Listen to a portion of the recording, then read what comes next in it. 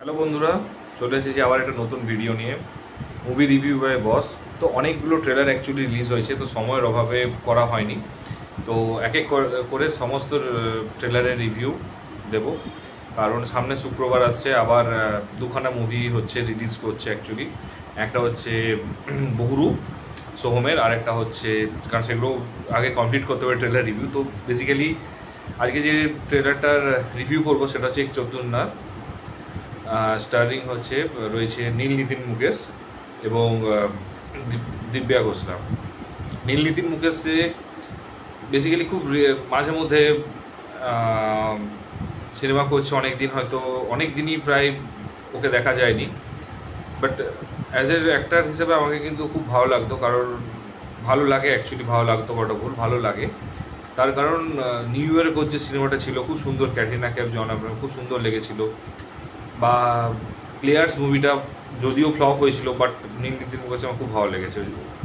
তো এরকম কয়েকটা খুবই ভালো মুভি ছিল যেগুলো আমার খুব পছন্দের ছিল। যাই হোক, তো এই মুভিটা নিয়ে বলি, এবং ডিরেক্টর হচ্ছে উমেশ শুক্লা, যে হচ্ছে 102 নট আউট এবং ওএমজির মতো মুভি করেছিল।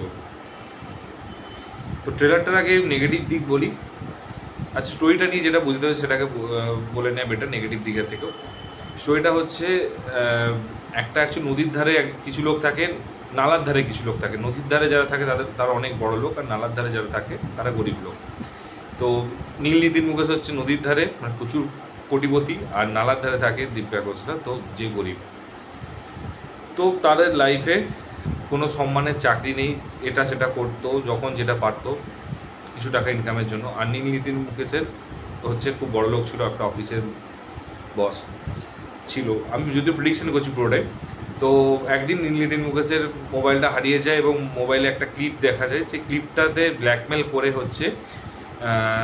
করবে এবং ব্ল্যাকমেল করে টাকা নেবে দিব্যা ঘোষলা, এবং যেভাবে হচ্ছে কীভাবে টাকা নেবে এবং তারপর কীভাবে নীল নিতিন মুকেশ ধরবে, এবং তারপরে কীভাবে হচ্ছে তার সাথে একটা রিভেঞ্জ, এবং তার রিভেঞ্জটা নেবে। তো সেই স্টোরিটাই যে কীভাবে টাকা নেবে এবং কীভাবে টাকা দেওয়ার পর পড়ার পর কীভাবে রিভেঞ্জ নেবে, সেটার জন্য নিয়ে মুভিটা।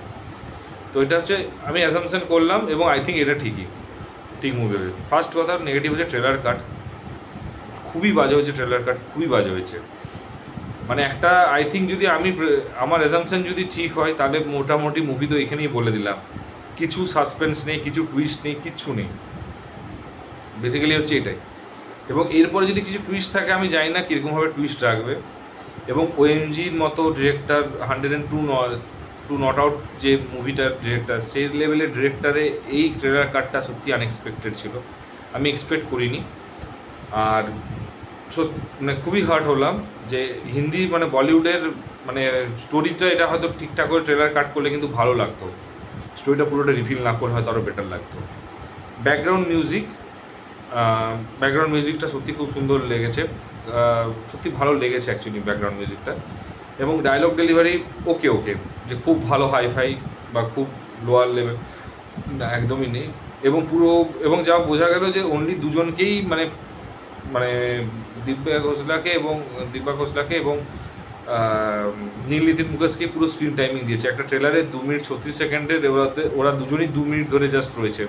মানে সাইড অ্যাক্টারের, মানে যেটা পুরো ফিল করলাম যে সাইড অ্যাক্টারের জিরো, মানে কোনো, মানে তার কোনো ক্যারেক্টারটাই নেই, মানে কোনো ইম্প্যাক্টই নেই। তো এক্সপেক্ট করেছিলাম যে সাইড অ্যাক্টারও অ্যাটলিস্ট কিছু থাকবে, কিছু কোয়ালিটি, যেহেতু কোয়ালিটি ডিরেক্টর করেছিল, সেই জন্য এক্সপেক্টেশন ছিল।